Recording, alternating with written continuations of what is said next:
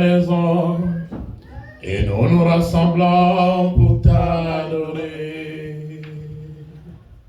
Nous venons dans ta maison et nous nous rassemblons pour t'adorer. Nous venons dans ta maison et nous nous rassemblons pour t'adorer, Jésus. Oh, t'adorer, te louer, Seigneur. Oh, t'adorer, te louer, Seigneur. Alléluia. Amen. Deux Adam, Badamu babiri deux Ève. naba Eva babiri. Vous allez vous dire, est-ce qu'on a déjà entendu parler de la deuxième Ève? Oui. Mwaba mwibaza ngo mbese twaba twari tumaze kumva Eva wa kabiri. Ego. Merci à la servante de Dieu Asta. Ndashimiye umukozi w'Imana Asta. Que Dieu te bénisse. Imana imubezegere. Nous allons lire deux textes. Tugasoma ibisomwa bibiri. Je vous demande de bien vous préparer à recevoir cette parole. Mbingingiye kwitegura kwakirira ijambo.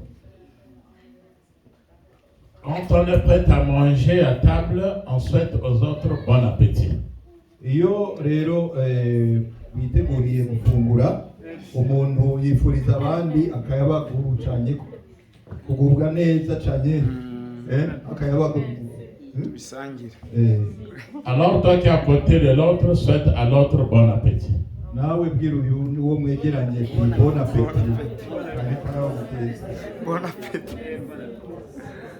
Parce que nous allons manger la nourriture spirituelle.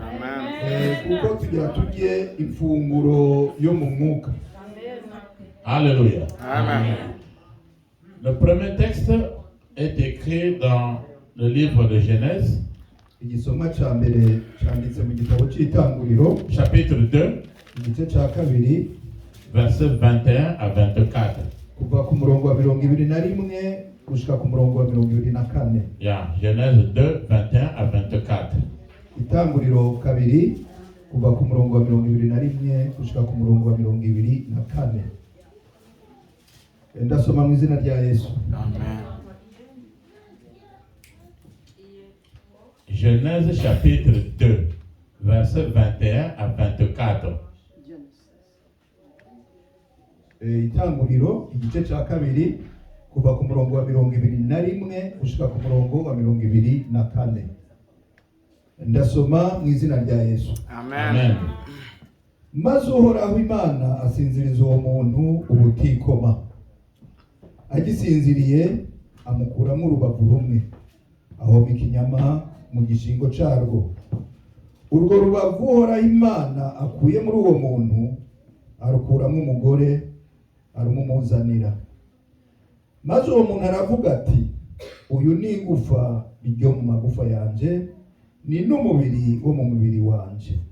Azokwitwa umugore kuko yakuwe mu mugabo. Nico gituma umugabo azosiga se na nyina akabana n'umugore wiwe, ubutakivana bakaba umubiri umwe. Amen. Amen. Maintenant nous allons nous lever Ubu naho duhaguruke avec tout le respect que je vous dois. mu cyubahiro cyanyu.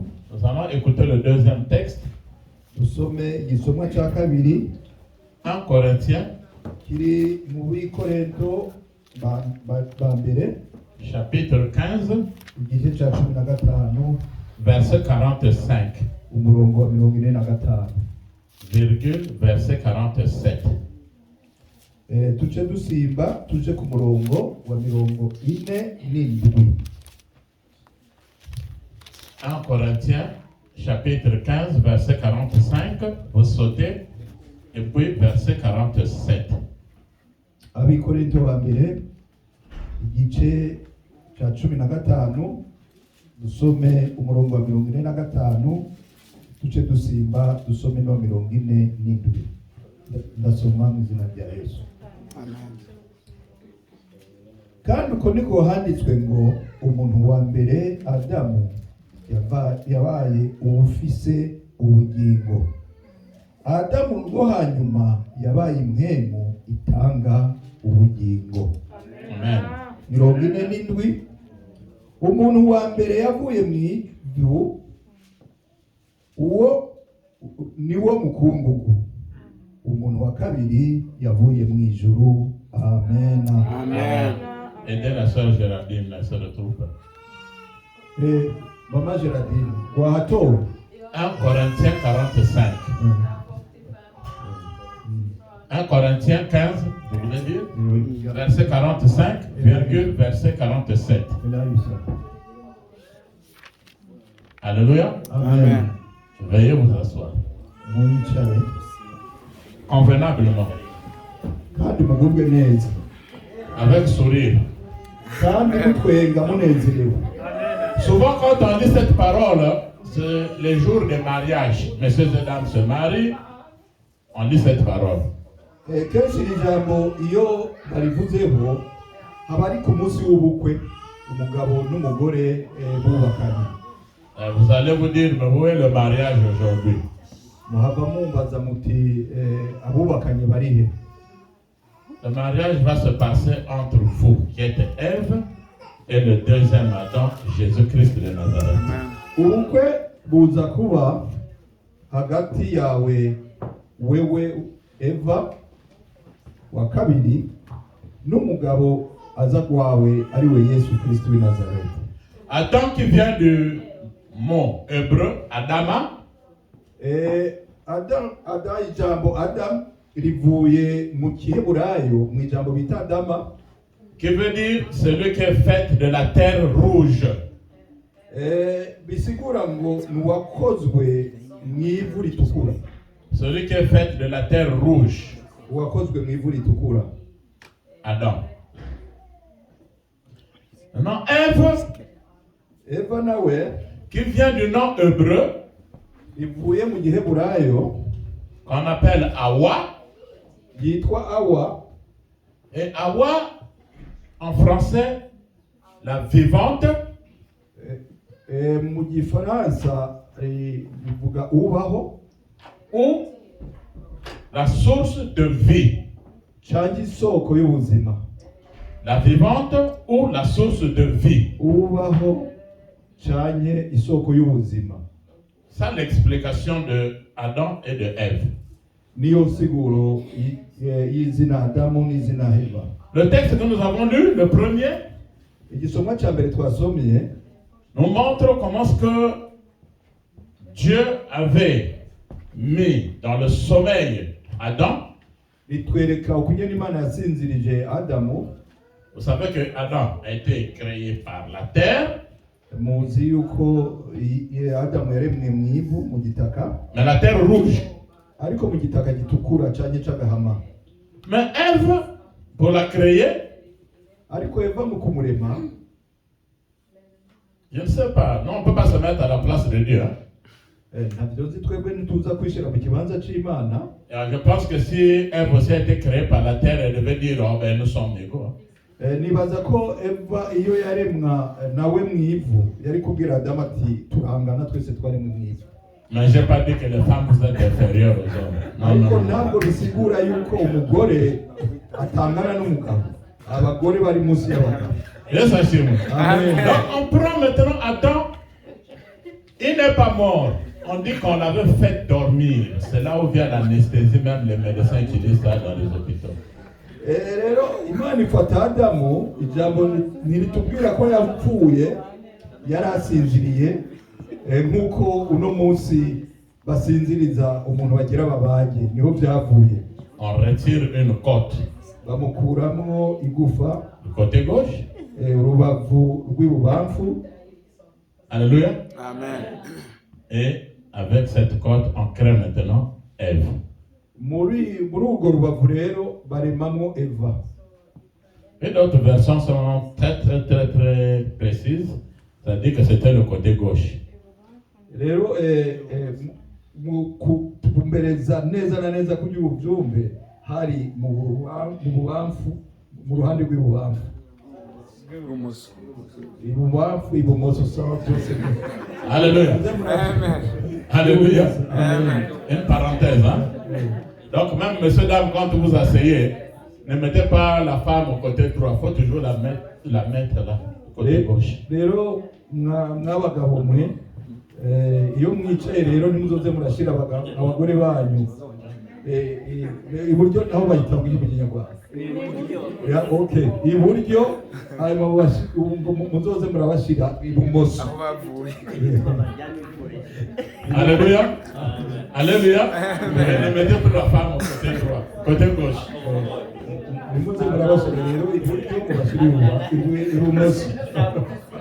Si vous prenez le squelette de la femme et de l'homme, vous allez voir que du côté gauche de l'homme, il manque une côte. N'importe quel squelette. Demandez les scientifiques. Rero ufashe igikankara, donc kijya squelette, igikankara mu kirundi cya umuntu yasangutse, ukaraba mu bubamfu bwiwe cyangwa mu ruhande rw'ibumoso kwiwe hari igufa ribura, ariko ku mugore arakwiye.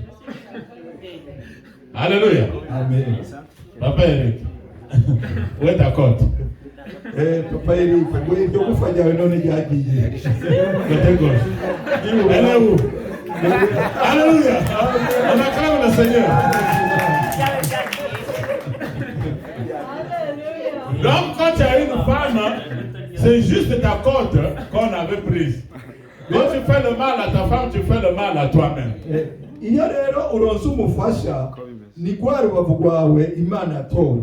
Rero iyo umugiriye nabi, iyo umubabaje, uba wibabaje kuko ubabaje igihimba cyawe. Et maintenant quand tu finis, Dieu finit de créer maintenant la femme, il prend la femme et l'amène vers l'homme. L'homme dormait. C'était un sommeil. Qu'est-ce que Dieu avait parlé avec la femme? Faites attention avec les femmes. Rero Imana ihejeje kurema wa mugore iramufata imushira umugabo. Muri icyo gihe umugabo yari asinziriye, hari akantu Imana yayaze n'umugore. Rero umugabo hari akantu abagore bafite. Qui avait donné la femme le nom de la femme? C'est pas Dieu. Ninde yahaye iryo zina umugore? Si Imana. C'est l'homme lui-même. Ni wa mugabo wenyine bwiwe. Oh, voici celle, cette fois, celle qui est l'os de mes os, la chair de ma chair. Akimwereka cyavuga ati raba uri igufa ry'amagufa yanje, inyama umubiri wo mu mubiri wanje. On l'appellera femme. Bazomwita umugore. C'est l'homme. N'umugabo. Yesu ashimwe. Parce que l'homme, Adam, était d'abord avec des animaux. Kubera yuko Adamu wa mugabo mbere yari kumwe n'inyamaswa. Est-ce que vous comprenez? Murabyumva? Quand il voyait des animaux ont la queue, lui n'a pas une queue. C'est quoi ça? Abona ibikoko rero yabibona bifise umurizo inyuma, ariko wa udaje nta murizo afise. Et celui qui a donné le nom à tous les animaux. Kandi niwe yise amazina ibikoko byose. Et maintenant quand on amène la femme, on dit voilà, ça, celle-là, elle me ressemble. Ce n'est pas comme les animaux.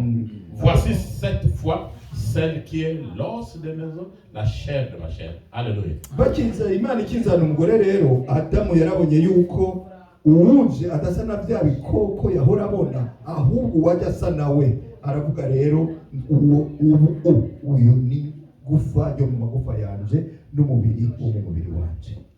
Quand vous irez à la maison, vous allez lire maintenant dans Genèse chapitre 3, verset 1 jusqu'à 5, 6. Rero muri muhira muze gusoma mu Itanguriro igice cya 3 kuva ku murongo wa mbere gukomeza kushika kuri nka 6. Dieu prend maintenant ce couple. Imana rero ikifata ba bantu. Il les place dans un jardin qu'on appelle le jardin d'Éden. C'est même lui-même qui avait créé ce jardin. Abashira mwitongo cyangwa ingobyi Imana ubwayo yari yaremye. Le jardin d'Éden, bien aimé, ne se trouvait pas au ciel. Rero iyo ngobyi cyangwa umurima wa Edeni ntabwo biri mu ijuru. La Bible dit qu'il y avait 4 fleuves qui passaient autour du jardin. Ijambo ry'Imana yatubwira yuko hariho inzuzi 4 zari zizingutse uwo murima canke iyo ngobyi. Et parmi ces fleuves, il y avait le fleuve Euphrate. Kandi muri izo nzuzi harimo uruzi Efurate. Or, le fleuve Euphrate se trouve en Irak. Kandi urwo ruzi ruri muri Iraki y'uno munsi. Ça veut dire que le jardin d'Éden se trouvait vers l'Irak, c'est pas au ciel. Rero bishaka kuvuga yuko uwo murima iyo ngobyi ya Edeni yari muri Iraki itari mu ijuru. C'est pas ce qui nous importe. Ariko ibyo sivyo bikuru. Le couple était dans la joie. Ba bantu icyo gihe bari mu munezero. Qui avait institué ce mariage? Ninde yari yaratanguje ubwo bukwe? C'est Dieu lui-même. Ni Imana ubwayo. Les deux personnes, Adam et Ève, qui n'ont pas commencé par l'enfance, directement c'est des grandes personnes. Adam et Ève. Ba bantu babiri batari bigeze baba bana ni batigeze baca mu bwana ni Adamu na Eva gusa. Maintenant, celui qui gardait le jardin d'Éden avant, c'était Lucifer. Rero uwari asanzwe acungera iyo ngobyi canke uwo murima ni Luciferi. Je vous avais dit que Lucifer ne veut pas dire exactement Satan. Lucifer veut dire porteur de la lumière, Lusos féroce. Rero narababwiye ko Luciferi ari Lusos féroce bidasigura Satani, bisigura umutwazi w'umuco. Ce n'est qu'après sa chute qu'on le donne maintenant le nom de Satan, on le donne maintenant le nom du diable. Rero iryo zina yarironse amaze kwigomeka ku Mana niho yiswe Satani. Je suis en train de vous parler du premier Adam. Ubu ndacariko ndababwira Adamu wa mbere. Celui qui avait la chair comme toi et moi. We yari afise umubiri nkawe nanje. La première Ève. Eva wa mbere. Celle qui avait aussi le sang comme toi. Nawe yari afise amaraso nkawe. Le diable n'aime pas voir des gens qui sont en harmonie. Satani ntabwo anezerwa no kubona abantu bashize hamwe. Il combat toujours les mariages. Yama ariko aragwanya atera ingo. Dès le commencement, kuva mwitanguriro, ce couple était dans l'harmonie. Abo bantu uwo muryango wari mu mahoro. Il mangeait comme il voulait. Bafunga uko bashatse. Comme lui, il avait déjà perdu sa crédibilité au ciel, il a été déjà chassé du ciel.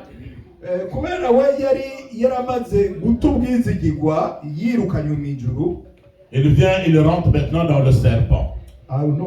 Iki gihe rero yaciye aza aca mu nzoka, yinjira mu nzoka. Alléluia. Amen. Je vous apprends que tous les animaux parlaient avant, comme nous parlons comme ça. Nshaka kubamenyesha yuko ibikoko icyo gihe byose byavuga nk'uko natwe tuvuga. Yes, Amen. vous allez vous dire où est-ce que le pasteur trouve ces choses. Muraza kuvuga muti none pasteur ibyo bintu ariko arabikura he? On n'est pas que le serpent causait avec Ève comme ça. None inzoka ntiyavugana na Eva. Et le serpent avait des pattes, le serpent marchait. Kandi inzoka icyo gihe yari ifise amaguru yaratambuka. Puisque c'est après sa punition qu'on dit maintenant que toi tu vas maintenant commencer à ramper, c'est qu'il marchait. Kubera yuko ari igihe Imana yarihana ariwe yabwiye ko izokubinda. Nukuvuga mbere yaratambuka nayo. Dieu avait donné la domination sur l'homme, qu'il puisse dominer même sur tous les animaux. Imana yari yahaye ububasha bwo kuganza umuntu kugira ganze n'ibikoko byose. Mais cette domination nous l'avons perdue avec Adam. Ariko uko kuganza twagutaye igihe cy'Adamu. L'homme pouvait blaguer avec le serpent. Umuntu arashobora gukinisha inzoka. Qui peut tenir le serpent? Qui lève la main? Ninde ashobora gufata inzoka aduza ukuboko? Personne. Amen. Personne ne peut tenir le serpent aujourd'hui. Nous avons peur. Pendant qu'on avait donné la domination à Adam, de donner les noms, de parler avec les animaux, et celui qui avait donné le serpent, le nom du serpent. Rero ushobora gukinisha inzoka kandi Adamu ni nawe yari yarahaye amazina yishe inzoka, izina ry'inzoka. Jusqu'à ce qu'il a perdu sa crédibilité, lui et la femme. Gushikaho na wene yataye ubwizigirwa we n'umugore. Chassé donc du jardin d'Éden. Bamwirukana mu ngobyi ya Edeni. Mais le pouvoir que tu avais perdu, Le pouvoir que l'homme avait perdu Adam, rero ubushobozi ububasha umuntu yari yarataye muri ico gihe il arrive maintenant celui qu'on appelle le deuxième Adam, haje mu nyuma uwitwa Adamu wa kabiri qu'on appelle Jésus-Christ de Nazareth. ari we yitwa Yesu Kristo w'i Nazareti. La Bible nous dit dans Luc au chapitre 10 verset 19, Ijambo ry'Imana ritubwira muri Luka igice cya 10:19. Luc 10 19, Luka 10:19. Luc chapitre 10 verset 19, Luka igice cya 10:19. je crois. turasoma mu izina rya Yesu. Amen. dore mbahaye ubutware bwo kujya mukandagira inzoka na sikorupiyo n'imbaraga z'umwanzi zose, kandi nta kintu kizagira icyo kibatwara rwose. Amen. Amen. Donc le pouvoir que nous avons perdu avec le premier Adam, maintenant Jésus-Christ, le deuxième Adam, dit, je vous donne le pouvoir de marcher sur les serpents, sur les scorpions et sur toute la domination du diable. Alléluia. Amen. bwa bubasha twataye igihe cya Adamu, Yesu Kristo amaze kutuza yadusubije ubwo bubasha, avuga ati muzohonyora inzoka na scorpion kandi muzohonyora n'ububasha bwose bw'umwanzi Satani. Amen. Adam nous a porté la mort. Adamu yatuzaniye urupfu. Mais je pense que si Adam devait exister jusqu'aujourd'hui, ou s'il venait même ici et dire, je suis Adam, et la femme dit, je suis Ève. On ne devait pas le pardonner, hein, même si le pardon existe. Niyumvira rero yuko muno munsi Adamu yoza ngaha na Eva bakaza bakatubwira ati ni jewe Adamu, na Eva akaza akatubwira ati ni jewe Eva, bokubitwa niko bihanganiye. Comme disait la servante de Dieu, que la mort est venue par le premier Adam, mais la vie éternelle est venue par Jésus-Christ, le deuxième Adam. Nuko umukozi w'Imana yavuze kare yuko urupfu rwazanywe na Adamu, ariko ubuzima budashira bwazanywe na Yesu Kristo. Il y avait un chauffeur de mon grand frère, Hariho umushoferi wa mukuru wanje il conduisait un véhicule. yariko aragendesha imodoka, Le véhicule était bien fermé. imodoka yari yugaye neza, Il voit le serpent qui était devant, qui traversait la rue. abona inzoka iriko irajabukira mw'ibarabara. Tellement que la peur est rentrée dans l'homme, Kubera yuko ubwoba bwamaze kwinjira mu muntu, on tremble devant toutes les situations. umuntu agira ubwoba imbere y'ibintu ibyo ari byo byose, Et pourtant, il est dans une puissance qui est le véhicule. kandi yari mu kintu cy'imbaraga cyitwa imodoka. Il voit un serpent qui passe, il soulève les pieds, il va le faire même un accident.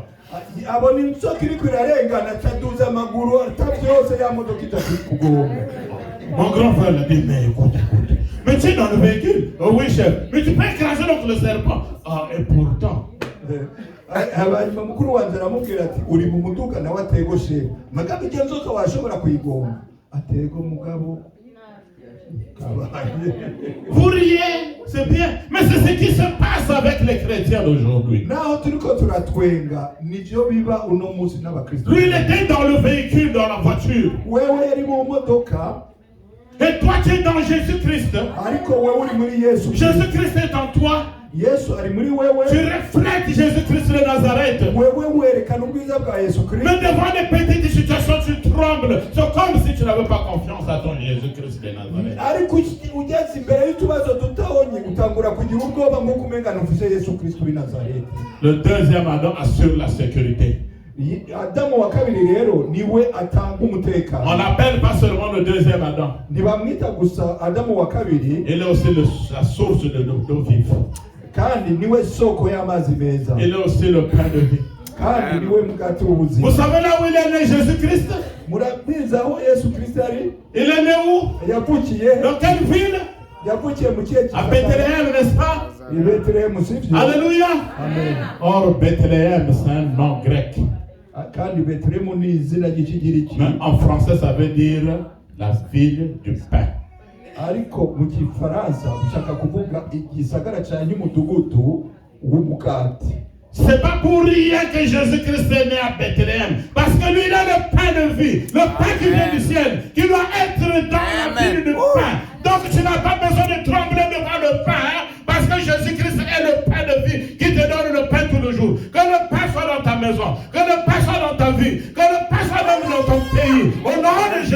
Jésus-Christ de Nazareth. rero si isanganya kubona Yesu Kristo yavukiye mu gisagara cyitwa igisagara cy'umukate, kuko Yesu ubwiwe niwe mukate w'ubuzima. Rero ntabwo ukwiye kugira ubwoba ngo ntugire umukate, kubera yuko ufise Yesu Kristo umukate w'ubuzima. Rero no munsi umukate wuzure mu nzu yawe, wamana umukate kuko ufise umukate w'ubuzima, Yesu Kristo w'i Nazareti. Cet Adam premier, on l'appelle Adam, un point, un trait, c'est fini. Vous avez encore entendu le nom d'Adam? Uwo Adamu wa mbere bamwita Adamu, bikaba biragiye ngaho, hari n'indi zina murumva. Mais notre Adam, ariko Adamu wacu, il ne s'arrête pas seulement sur le deuxième Adam. ntiyitwa Adamu wa kabiri. Il est le roi de roi. yitwa umwami w'abami. Il est le Seigneur des seigneurs. Il est la manne cachée. Il est la source d'eau vive. niwe soko y'amazi meza. Il est le lion de la tribu de Juda. niwe ntare yo mu muryango wa Yuda. Il est le troisième, il est ressuscité le troisième jour. niwe yazutse umunsi ugira gatatu. Il est le premier-né d'entre les frères. niwe mfura mu bavukanyi. Jésus-Christ est aussi ton avocat. Yesu ni avoka wawe. Il est le médecin des médecins. niwe muganga w'abaganga. Il est un intercesseur. niwe kuburanira. Il est le Shiloh. niwe Shilo. C'est-à-dire que le chef d'Israël. niwe mukuru wa Israeli. Alléluia. Amen. C'est celui-là qu'on appelle Jésus-Christ de Nazareth. nuwo yitwa Yesu Kristo w'i Nazareti. La parole qui s'est faite chair. jambo yigize umuntu. Jésus-Christ Yesu Kristo de Nazareth. w'i Nazareti Il est bon. ni mwiza. C'est un grand monsieur. ni umugabo. Ce qui s'est passé avec le premier Adam, ibyabaye kuri Adamu wa mbere, il n'a pas su protéger sa femme. ntabwo yashoboye kurinda umugore wiwe. Il y avait un laisser-aller. yari yaramuretse arigira. Je vous le dis. ndabibabwira. Parce qu'elle s'est retirée du mari, Ève. kubera yuko Eva yavuye iruhande y'umugabo. Pour qu'elle parte causer avec le serpent, c'était pas devant son mari. kugira ngo agende kuyaga n'inzoka, ntabwo yari imbere y'umugabo wiwe. Elle est sortie. yarasohotse Le périmètre du mari. aho umugabo yari ari. Et là, elle va maintenant croiser le serpent. hanyuma acagenda guhura n'inzoka. Il y a eu maintenant la causerie. hanyuma batambura Il y a eu barayaka. la causerie. barayaka. Et on a changé les idées de la femme. hanyuma yanze kwihindura ubwonko ibyiyumviro by'umugore. Et soit chez moi. Amen. Est-ce que nous pouvons être accrochés à notre époux Jésus-Christ de Nazareth? none twebwe nitwomata ku mugabo wacu Yesu Kristo. Vous savez, j'ai parlé avec un couple, ça m'avait fait rire.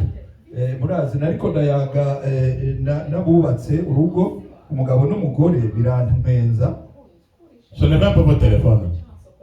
mumanika amatelefone yanyu. Soulevez, vous avez le téléphone. uyamanuke mwese murayafise. Mais vous n'avez pas tous les Bibles. ariko nimufise mwese za Bibiliya. Est-ce que vous voyez? murabibona. Vous êtes accroché au téléphone, vous n'êtes pas accroché à la Bible. mwamatanye na telefone ariko nimwamatanye na Bibiliya. Si on pouvait être accroché au téléphone, comme on peut être accroché à Jésus-Christ, Jésus-Christ devait revenir vite. yoba twashobora kumata kuri Yesu nk'uko twamaze ku matelefone, Yesu yogarutse vuba. Oh, on voit aujourd'hui une femme qui va se laver. Elle va se laver avec le téléphone dans la douche. Qu'est-ce que le téléphone a à voir avec la douche? Tu fouilles quoi? Tu crains quoi? Tu crains qui?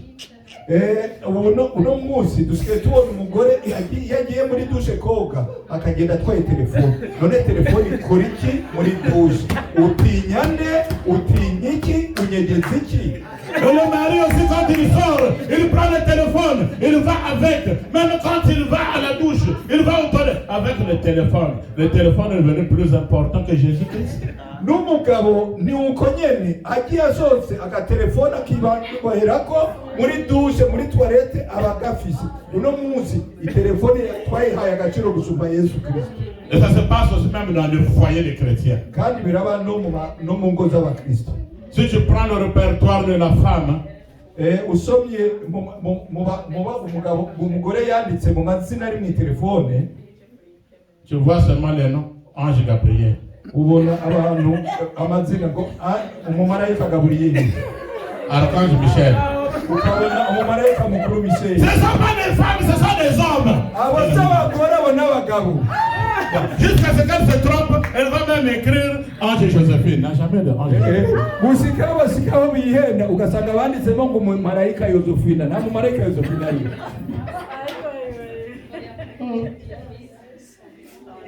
Yesu ashimwe. Amen. Yesu ashimwe. Et l'homme pour faire peur à la femme, umugabo nawe kugira atere ubwoba umugore dans son téléphone, mu telefone yiwe c'est marqué 666. yandikamo ngo 666. C'est marqué quoi? Belzébul. akandikamo ngo Beelzebul. C'est marqué. Alléluia. Amen. Alléluia. Amen. Oui, c'est marqué quoi? Lucifer. akandikamo ngo Lucifer. C'est marqué quoi? Jézabel. akandikamo ngo Jezabel. La femme regarde, ah non, le téléphone de mon mari fait peur, je ne peux même pas toucher. C'est sans ses copines. umugore yaraba aya mazina ateye ubwoba sinshaka kuyaraba izo ni inshoreke ziwe. Même dans le Facebook, il y a maintenant le profil normal avec les noms. no muri Facebook hasigaye hariho profili zisanzwe n'amazina. On peut dire quoi? Kukacha? Le mensonge. Oh, même maintenant le nom dans le Facebook, Kubesha. Le Kubesha, c'est le mensonge. hanyuma ugasanga uyundi yanditsemo ngo kubesha ikinyoma nyine. Donc Kubesha en question n'a même pas des amis. Elle est seule. Donc, tu ne peux pas rentrer même dans son Facebook. Mensonge. iyo rero uwo muntu kubesha afise code spéciale nta n'undi ashobora kwinjiramo n'uwo mugabo wenyine. Ni ikinyoma. On se moque de Ève. Hein? Ah, Ève, vraiment, qu'est-ce qu'elle a fait avec Adam? Mais vous êtes des Ève. Tuguma tutwenga Eva ku byo yakoze ku mugabo wiwe Adamu, ariko natwe turi ba Eva. Notre deuxième Adam avait compris le secret qui s'est passé au jardin d'Éden. Adamu wacu wa kabiri rero yarasobanukiwe, yaratahuye ibyari byabaye mu ngobyi ya Edeni. La parole que nous avons lue, la première dit, après il est écrit que l'homme quittera son père et sa mère, puis s'attachera à qui? À sa femme. Alléluia. Mu ijambo rya mbere twasomye havuga ngo umugabo azosiga se na nyina abane n'umugore akaramata. Est-ce que vous pensez que la parole là s'adresse au premier Adam? None mwibaza ko iryo jambo ryari ryandikiwe ryari ryabwiwe Adamu wa mbere? Qui était le père d'Adam, qui était le père de Ève? Ninde yari umugabo wa Adamu canke se wa Adamu canke se wa Eva? Mais cette parole s'adresse au deuxième Adam. Iryo jambo rero ryari ryandikiwe Adamu wa kabiri. L'homme quittera son père.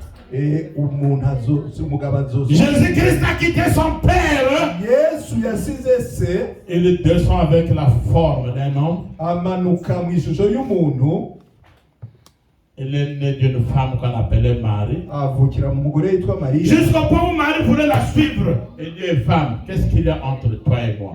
Gushikaho Maria ashatse no kumukurikira ariko aramubwira ngo umugore ni iki kiri hagati yanje nawe. Donc il quitte aussi la mère biologique. Nawe yaravuye kwa nyina yamuvyaye. Il vient chercher maintenant la femme qui est toi et moi. Aza kurondera umugore cyangwa umugeni wiwe ari wewe. Jean 3,16 dit car Dieu a tant aimé le monde qu'il a donné son fils unique afin que quiconque croit en lui, quiconque c'est toi, quiconque c'est toi, quiconque c'est moi, ne périsse point, mais qu'il ait la vie éternelle. C'est celui-là qu'on appelle le vrai Adam, Jésus-Christ. Vous savez que le premier Adam et Ève, ils ont été trompés par le manger.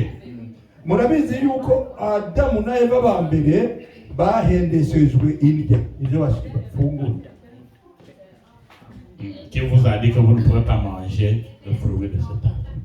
Mais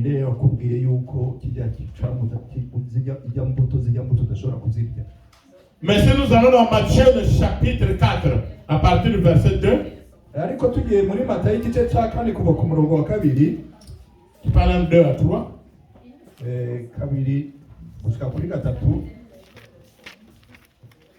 Matthieu 4, 2 à 3. Matteo 4, umurongo wa 2 n'uwa 3. turasoma mu izina rya Yesu.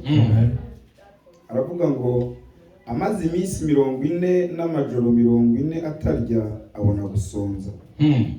Umushukanyi aramwegera aramubwira ati, niba uri umwana w'Imana bwira aya mabuye ahinduke imitsima.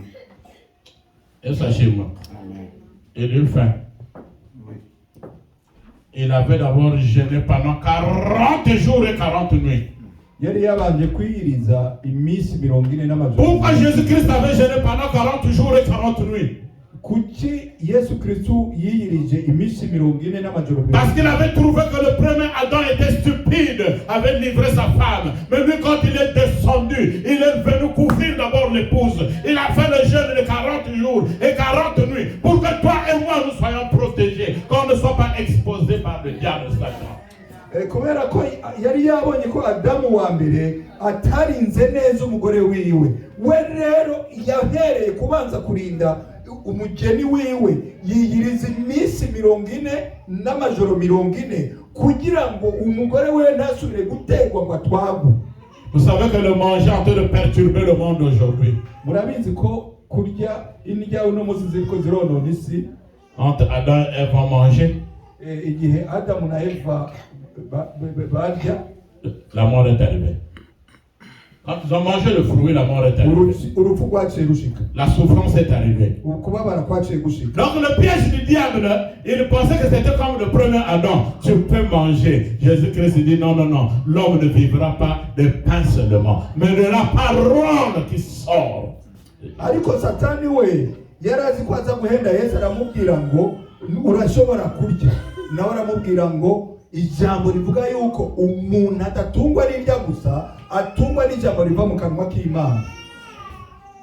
Jésus-Christ a même dit que le premier parmi les apôtres qui va prendre le pain, le plonge et met dans sa bouche, celui-là qui va me trahir. Et quand Judas a pris le pain et l'a mis dans sa bouche, oh, la mort est rentrée. Il est allé trahir Jésus-Christ de Nazareth, le manger. Na Yesu yari yaravuze ngo uwa mbere aza gutora umugati tugakoreza mu mbehe rimwe, uwo niwe azungurisha.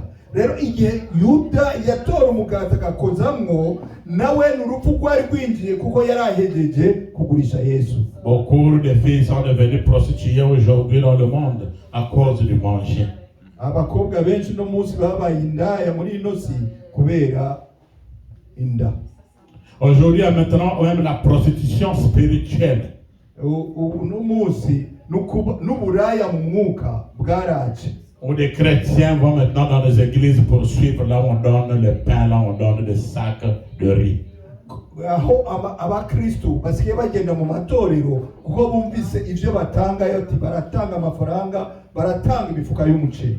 Quand vous voyez même les pays africains ne marchent pas, parce que pour moi je ne crois pas à l'opposition. Naho mubonye ibihugu byo muri Afrika bitagenda neza, kuko kubwanje sinemera nabo bita ngo bagwanye ubutegetsi. Ils font ce qu'on appelle la politique du ventre. Kubera yuko politike yabo ari iyo gushira mu nda. Ceux qui sont au pouvoir volent. Abari ku butegetsi bariba. Ceux qui sont soi-disant à l'opposition vont maintenant chez le... Vous savez, monsieur le président, ça fait même 3 jours les enfants n'ont pas mangé. Ok, prends. Pouf, et même le ventre. C'est fini, il n'y a plus d'opposition. Na wa undi yitwa ngo aramugwanya, ngo agwanya ubutegetsi, asanga president akamubwira ati abana bamaze 3 batabya, yamuha amafaranga agashira mu nda, akaba yejeje ukugwanya ubutegetsi kuko bakurangiriye ku mafaranga. Et si nous voyons aujourd'hui les 80% du poison, les gens qui meurent de poison, c'est dans le manger et le boire. Turavye n'abantu no munsi bicwa n'ivyo bicwa n'uburozi, baba bica mu byo bariye cyangwa mu byo banyoye. Voyez comment que le diable c'est un menteur, il ne peut pas te donner les bonnes choses. Urabona ukugene Satani ari umubeshi, ntabwo ashobora gutanga ibintu byiza. Dans Matthieu 4 verset 8 à 9, muri Matayo 4 kuva ku murongo w'8 gushika ku murongo w'9. Matthieu 4 8 à 9, Matayo 4 ku murongo w'8 n'uw'9. Turasoma mu izina rya Yesu. Amen. Umwanzi arongera amujyana mu mpinga y'umusozi muremure cyane, amwereka ubwami bwose bwo mu isi n'ubwiza bwabwo, aramubwira ati, biriya byose ndabiguha nupfuka mukandamya.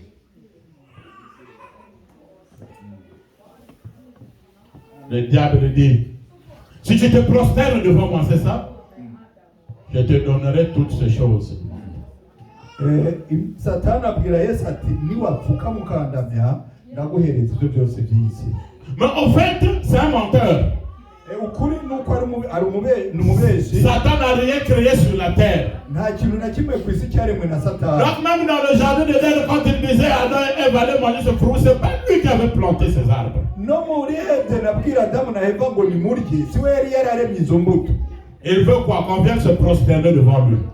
Hanyuma bashaka yuko bamupfukamira. Et Jésus-Christ avait compris. Yesu yari yabitahuye. Il dit, tu adoreras le Seigneur ton Dieu. Arabwira Satani, retire-toi Satan. Uzopfukamira Imana umwami wawe. Genda Satani. Retire-toi Satan. Genda Satani. Est-ce que tu peux dire retire-toi Satan là où tu es? Genda Satani.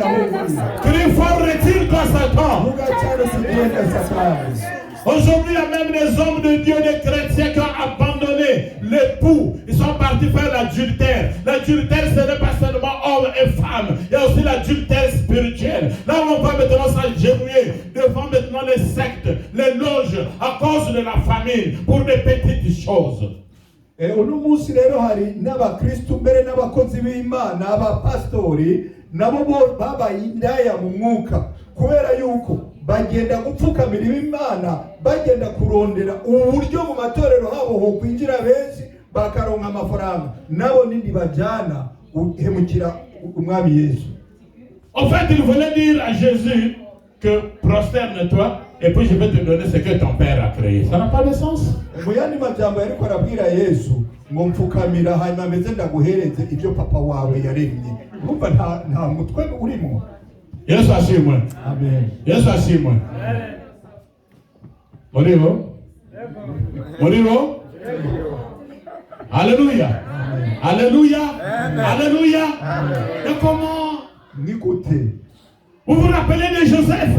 Muribuka Yosefu. Si c'était ridiculisé pour des petites choses pour une femme, la femme de Potiphar. Iyo yaba yari utagira akamaro kubera muka Potifari, il devait rater la prématurée de ne pas être premier ministre. Ntabwo yari kuba premier ministre kiriya gihe. Mais imaginez, mubyumvire, après le roi, inyuma y'umwami, c'est-à-dire qu'après le pharaon, havuye Pharaon, c'était maintenant Joseph. hakurikira Yosefu. Je reprends.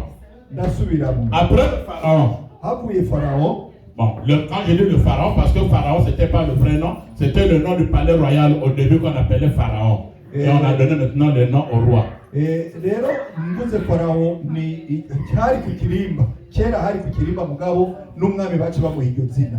Donc après lui venait Joseph. Inyuma yiwe rero hakurikira Yosefu. Oh, mais où était Potiphar? None Potifari yari. Où était la femme de Potiphar? Muka Potifari yari. C'est-à-dire que Joseph devait dominer même sur Potiphar et la femme de Potiphar. Alléluia. Mukuvuga ko Yosefu yahindutse aba mukuru wa Potifari n'umugore wiwe. Évitez les petites choses pour que Dieu vous donne de grandes choses. Mureke ibintu bito bito kugira Imana ibahe binini. Nous avons celui qu'on appelle le Père de vie. Le deuxième Adam. Vous allez vous dire où est Ève? Nous allons vers la fin. Quand on a créé Adam, souvenez-vous de la parole, on dit qu'on a fait dormir Adam. On a pris la côte d'Adam pour créer Ève, n'est-ce pas? Yes, amen. Maintenant, le Ève de Jésus-Christ est venu d'où?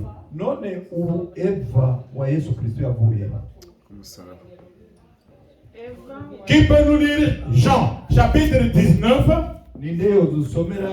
verset 33 à 34. Ouvrez bien les oreilles.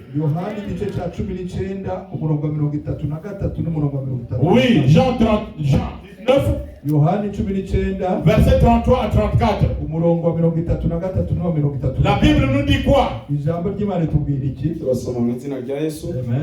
Ariko bageze kuri Yesu basanga amaze gupfa ntibamuvuna amaguru.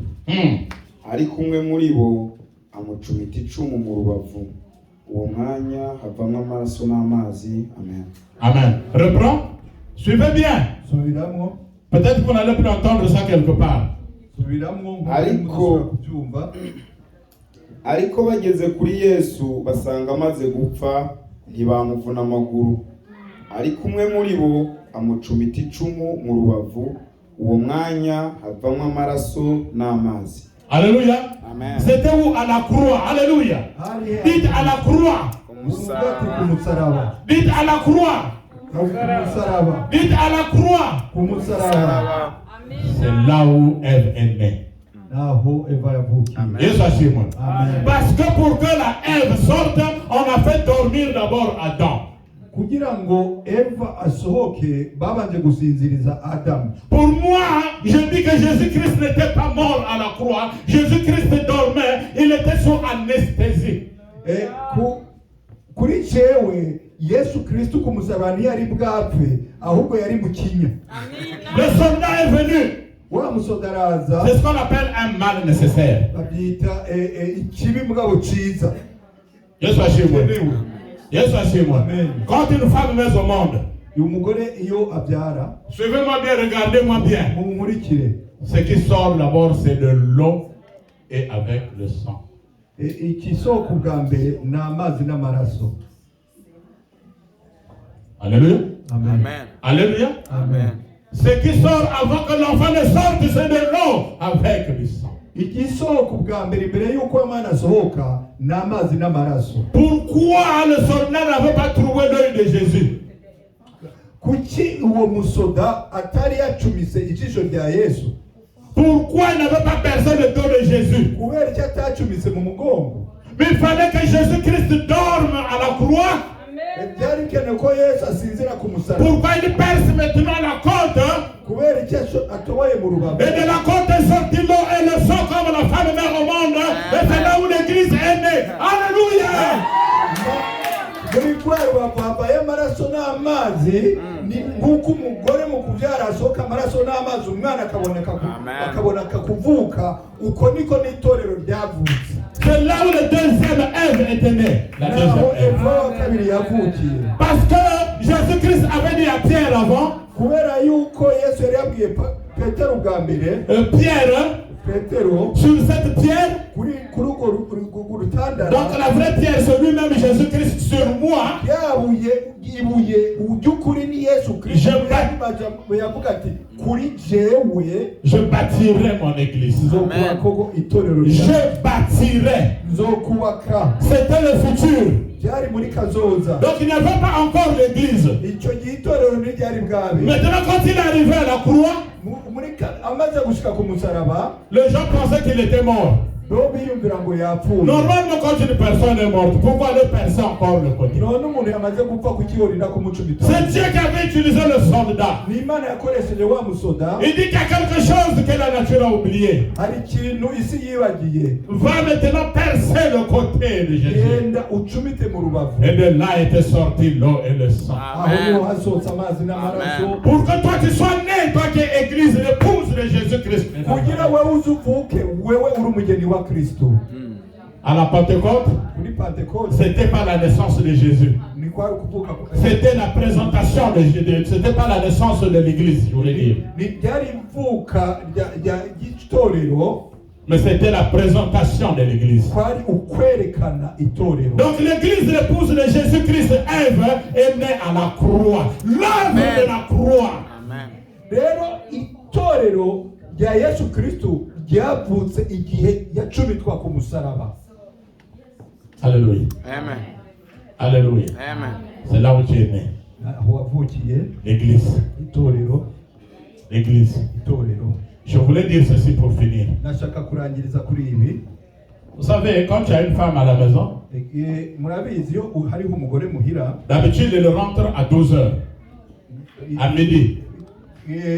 D'habitude, elle rentre à midi. kenshi ataha saa sita, Aujourd'hui, elle rentre à 18h. hanyuma uno munsi agataha saa 12 z'umugoroba. Elle ne te dit pas là où elle était. Ntakubwira aho yari ari. Demain, à 20h.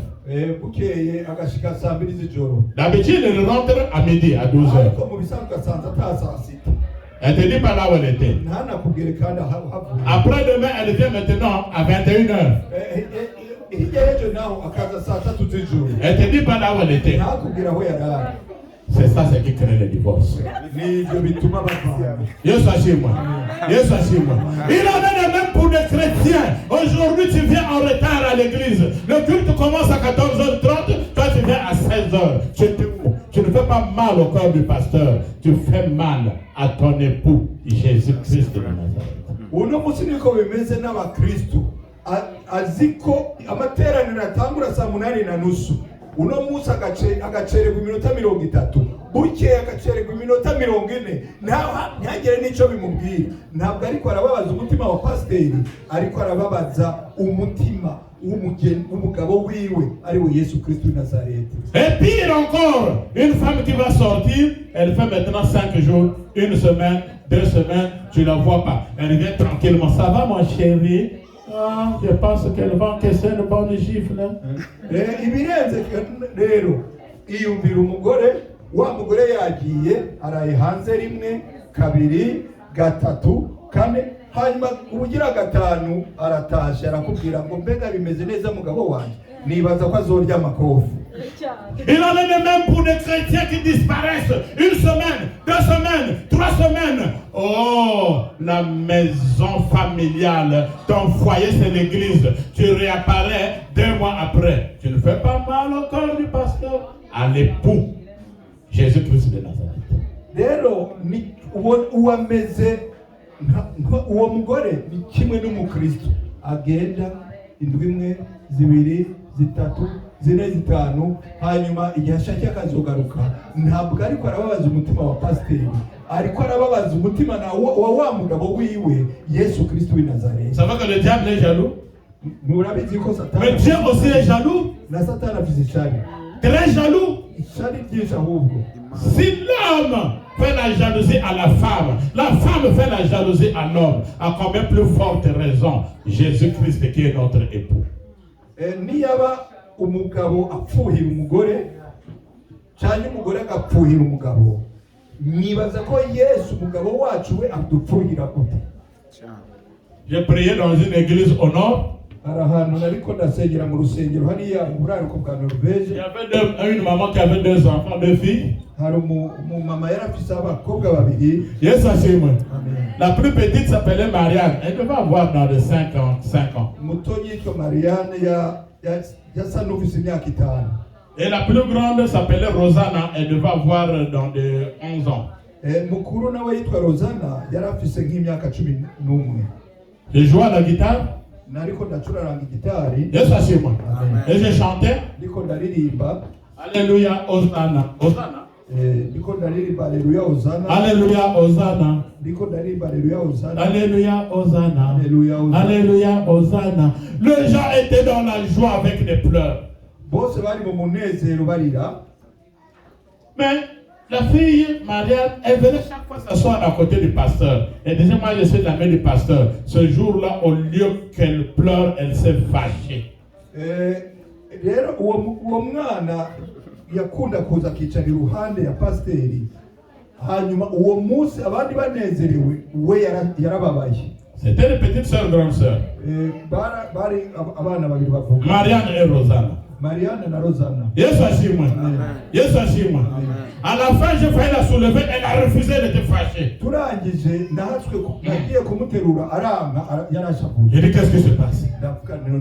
Elle va chez sa mère. Elle dit, maman, le pasteur ne m'aime pas. Moi, je suis très jalouse. Un enfant de 5 ans. On la demande, mais qu'est-ce qu'il y a? Le pasteur a pris tout le temps à chanter Alléluia Rosanna, Alléluia Rosanna, chanter ma grande soeur. Au lieu de dire Alléluia Mariana, je suis fâché contre lui. Alléluia Hosanna, Alléluia Hosanna, Rosanna, Alléluia Rosanna, Alléluia Rosanna. Ntabwo yaririmba mukuru wanje na rimwe jewe yigeza ndirimba ndashavuye. Il fallait qu'il dise Alléluia Marianne. Pourquoi seulement Alléluia Rosanna? Kuki yategeza kuririmba Alléluia Marianne ntakuma ririmba Alléluia Rosanna. J'ai vu sa maman tomber, les larmes coulaient en riant.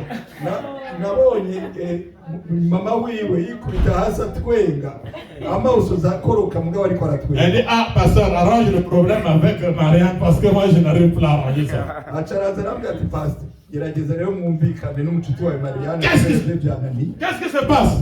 Ndamubaza. Elle a répété la même chose. Ansubiramo byayo. Toute fâchée. Ashavuye. On n'a pas dit Rosanna, on a dit Hosanna. Ndamubwira ati ntiyari Rosanna yari Hosanna. Il dit c'est vrai? Arambwira ati nibyo. Je dis oui c'est vrai, c'est Hosanna. Ndamubwira ni ukuri ni Hosanna. Il dit chantez d'abord. La fille, la petite a fait chanter deux grandes personnes. Alléluia, Hosanna. Alléluia, Hosanna. C'est là où elle était contente, elle est venue m'embrasser. Elle dit, pardonne-moi. Alléluia. Rero araturirimbisha dutegereza gusubiramo Haleluya Hosanna kugira byumve abona gutuza araza asubira kunyambira. Vous voyez, même si un enfant peut être jalouse de l'adoration, niba umwana w'imyaka 5 ashobora kubabazwa no guhimbaza, combien Jésus-Christ ne peut pas être fâché contre vous quand vous allez adorer d'autres dieux? Gute Yesu atobabazwa n'igihe mwebwe namwe mugiye kuramya izindi mana.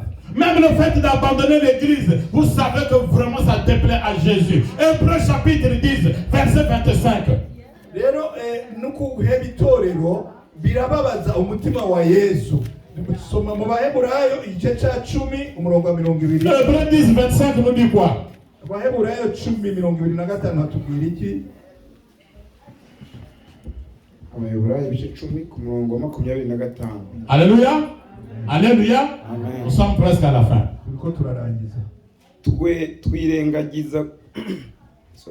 twirengagiza guteranira hamwe. Twe kwirengagiza cyangwa se tureke kwirengagiza guteranira hamwe nk'uko bamwe bajya bagira, ahubwo duhugurane, kandi uko mubonye urya munsi wegera muba ariko murushaho kugenza mutyo. Alléluia. Amen. N'abandonnez pas vos assemblées. Comme on a l'habitude chez les autres, exhortez-vous. Quel que soit le problème dans l'église, mettez-vous dans la prière. Priez Dieu, entendez-vous, le problème sera résolu. Vous savez que s'il y a des désordres aujourd'hui, même dans des couples, dans des mariages, c'est le manque de prière.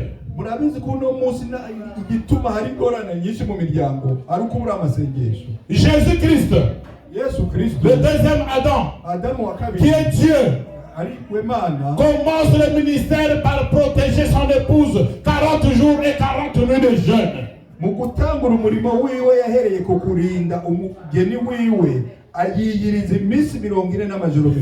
Dieu s'assure.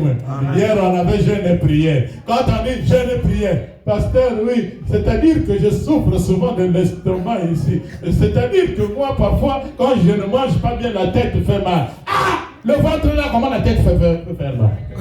Ejo twari dufise amasengesho yo kwiyiriza, ariko igihe cyose uvuza kwiyiriza telefone kwa pasteur ati je urumva kubera mu nda ngwara ntibizonkundira. Uyundi ati yo ntariye mbabara umutwe, none irya n'umutwe bihuriye. Yes, lequel qui était là hier au jeûne de prière? Ça va commencer depuis le vendredi soir. Levez les mains ceux qui étaient là. Levez bien les mains. Ok. On acclame notre Seigneur. Le jeûne et prière dans les maisons. Vous avez commencé à jeûner, à prier quand vous étiez des fiancés.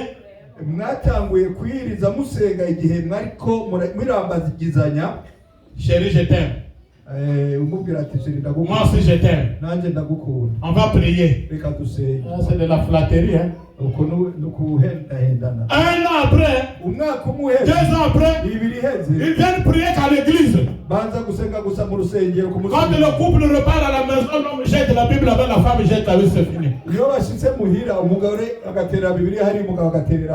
Mais c'est en ce moment-là que toujours lui, le dangereux, maintenant Satan arrive pour dire séparez-vous. Le manque de prière.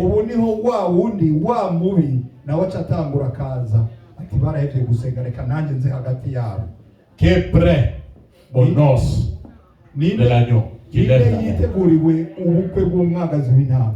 Si nous venons à l'église, je ne viens pas pour perdre le temps. Parce que moi, je me prépare pour cette fête-là. Et toi aussi de même. Ninabanza mu rusengero sinje guta umwanya mba ndiko nditegurira ubwo bukwe kandi nawe nibaza ko ari cyo kintu. On qui est prêt pour ce mariage, pour cette fête-là, je pense que tu devais même lever les deux mains. Mbajije ninde yiteguriye ubwo bukwe nari nzi yuko mumanika ahubwo n'amaboko abiri. Yesu ashimwe. Amen. Yesu ashimwe. Amen. Ça sera une fête, Uzoba ari umunsi mukuru, pas une seule fête. umunsi mukuru umwe. Nous irons de fête en fête. Tuzokomeza mu minsi mikuru mu minsi mikuru. Parce que Kubera il n'y aura plus de maladies là-bas. nta ndwara ziba zikiriho, Vous n'aurez plus de factures à payer pour le courant. nta fagitire y'amazi y'amatara izoba ikihari. Tu vas plus dire à la femme, arrange la table, je vais manger. Ntabwo uzoba ukibwira umugore ngo ntegurire irya ndaje kurya. Tu vas pas dire à l'autre, nous viens-tu, le fait déjà tard. Ntabwo uzobwira uwo mwubakanye ngo mbega uvuye ko uje bwije. Il n'y aura que des fêtes et des fêtes. Azoba ari mu minsi mikuru, iminsi mikuru. Là-bas, il n'y aura pas de blancs ni de noirs. Nta birabure n'abazungu bazohaba. Tu ne viendras pas dire que moi je suis burundais. Ntabwo uzoza kuvuga ngo ndi Umurundi. Jésus-Christ va te demander tu viens d'où? Non, c'est-à-dire que je viens du Congo-Brazzaville. Yesu azokubaza ngo uvuye mu ugende umubwira ngo mvuye muri Congo Brazza. Tu viens d'où? C'est-à-dire que moi je suis norvégien, voici même le passeport norvégien. Uvuye ngo jewe ushima ndi umunoshi ngo uraba na passport. Jésus-Christ n'aura pas besoin de ça. Yesu nabyo azoba akeneye. Il aura besoin de tu viens d'où? Je viens de l'église, de la montagne de la grâce et de l'espérance. Azoba akeneye kumubwira ati mvuye ku musozi w'ubuntu n'ibyizigiro. Tu viens d'où? Je viens de l'église baptiste. Mvuye muri etore, mvuye mu itorero ry'ababatiste. C'est l'église qui sera représentée dans le pays. Itorero rizoba rihaguhagarariye ntabwo kizoba ari igihugu. Là-bas, il n'y aura plus de jalousie. Hariya nta pfuhe rizoba rihari, nta shari rizoba rihari. Il n'y aura pas de querelle. Nta nduru, nta gushwana imitongano. Il n'y aura pas de gens qui vont dormir, la femme tourne le dos, le mari tourne le dos. Nta mugabo n'umugabo bazorara bahanye imigongo. Mais il n'y aura que des fêtes et des fêtes et des fêtes et des fêtes. Imana ibaye zagire, que Dieu vous bénisse.